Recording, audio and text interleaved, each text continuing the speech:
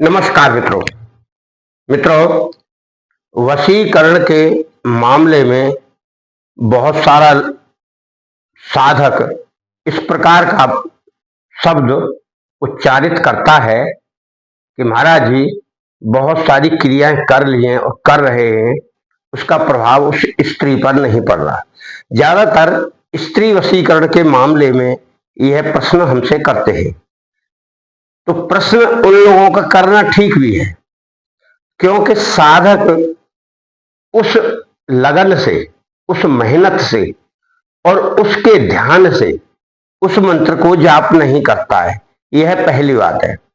जैसे मानकर चलिए 31,000 मंत्रों का जाप करना है इस वशीकरण में, जिसे हम यहां बता रहे हैं।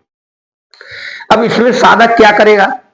31,000 मंत्र एक साथ नहीं जप पाएगा, क्योंकि उतनी सामर्थ्य उसको बैठने की है नहीं है। लोग 50-50 हजार मंत्रों का एक साथ जाप करते हैं, 6-6 घंटे 7-7 घंटे लगातार बैठे रहते हैं, उनको मंत्र सिद्ध होते हैं।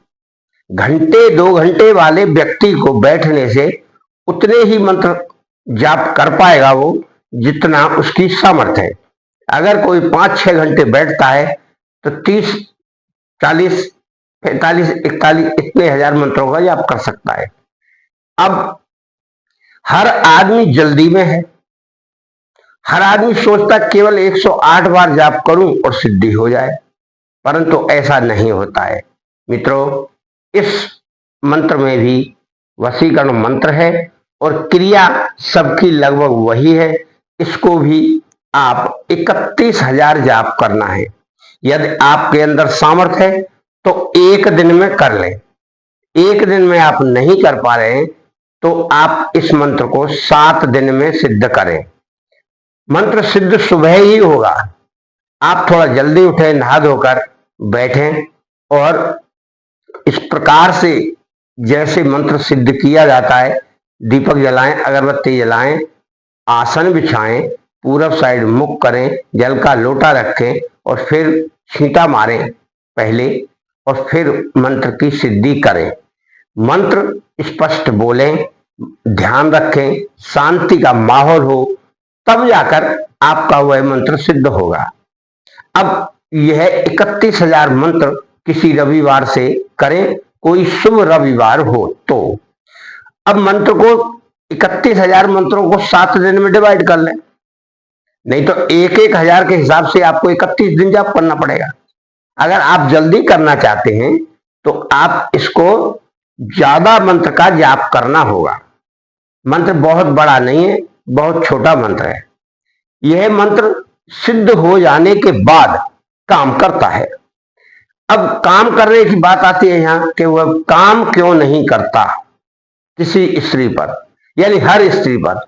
तो यहां हम आपको एक गुप्त बात बता दे रहे हैं, वह हर मंत्र पर लागू होगी वशीकरण के लिए, कि जब कोई साधक किसी के ऊपर वशीकरण करता है, और वह वशीकरण किस पर करता है कि यदि कोई बाला स्त्री हंस मुस्काकर या स्वतंत्र होकर या प्रसन्न होकर, खुश होकर किसी मुद्रा में कोई स्त्री बात करती है हंस हंसकर, तो वह सामने वाला व्यक्ति यह समझता है कि यह स्त्री तुम्हारे वश में करने लायक है, इसे वश में करो। परंतु यहां उसकी यह बहुत बड़ी गलती है, क्योंकि हर स्त्री का स्वभाव अलग अलग होता है, और इस स्वभाव के कारण हर स्त्री को इस तरह की नहीं समझ लेना चाहिए कि जो आपके वश में हो जाए, पहली बात। दूसरी बात यह है कि कौन स्त्री अपने पति की आज्ञाकारिणी है और पतिव्रता है। अगर कोई स्त्री पतिव्रता है और पति में विश्वास करती है, पर पुरुष से दूर रहना चाहती है, यानी उसकी इच्छा के अनुसार वह जाना नहीं चाहती किसी पुरुष के पास, उस स्त्री पर आपके वशीकरण प्रयोग का फर्क नहीं पड़ेगा। यदि कोई स्त्री चंचल है, कोई स्त्री स्वाभाविक तरीके से इधर उधर जाती है, या आ सकती है, या हाँ कर सकती है, बात सुन सकती है, उन पर मंत्रों का प्रभाव अधिक पड़ता है। पतिव्रता स्त्री अपने पति धर्म पर रहकर अपने पति के साथ ही रमण करती है और अपने पति के कहने के अनुसार ही रहती है। इसीलिए वशीकरण प्रयोग हर औरत पर कार्य नहीं करते। वशीकरण कार्य करते हैं या तो स्त्री कुंवारी हो या परित्यक्ता हो, यानी तलाकशुदा हो या विधवा हो। इन पर वह मंत्र काम कर सकते हैं, क्योंकि इन स्त्रियों पर किसी पुरुष का अंकुश नहीं है और न किसी पुरुष का उसे आधिपत्य स्वीकार है। फिर जब वो किसी का स्वीकार करेगी तो उसे तन मन धन से मानेगी। इसलिए आप 31,000 इस मंत्र का जाप करके सिद्ध कर लें। फिर आपको इस मंत्र से 108 बार चावल पढ़ें।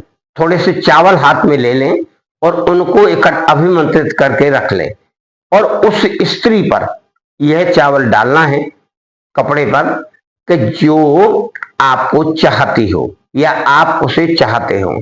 और वह इस तरह का चावल होगा कि बहुत कम मात्रा में लेना है और जब आप मंत्र पढ़ेंगे तो उस स्त्री का नाम अमुक की जगह मंत्र में पढ़ेंगे, तब वह मंत्र आपका वशीकरण का उसके ऊपर कार्य करेगा। और अगर चावल मान लीजिए नहीं है तो बहुत छोटे वाले फूल, जो छोटे छोटे दिखाई पड़े, ऐसा आप फूल ले लीजिए, किसी भी पौधे का ले लीजिए और उसे हाथ पर रखकर उसे अभिमंत्रित कर लीजिए 108 बार। उस फूल को भी उस स्त्री के कपड़ों पर डाल सकते हैं, तब वह कार्य आपके लिए कर पाएगी और आपकी तरफ आकर्षित होगी। मित्रों, इसका मंत्र है ये। इस मंत्र को इस प्रकार पढ़ना है। ओम नमो अरिहंताणम अरे अरणि मोहिनी अमुकम मोह मोह स्वाहा। हर मंत्र में शक्ति निहित है और हर मंत्र के प्रति आस्था निष्ठा भावना आप रखेंगे और जो हमने बताया है कि मंत्र वशीकरण का किसके ऊपर चलाना चाहिए और किसके ऊपर कार्य करना चाहिए और किसके ऊपर कार्य करता है, उसका आप विशेष ध्यान रखें। हर स्त्री को एक समान ना समझें।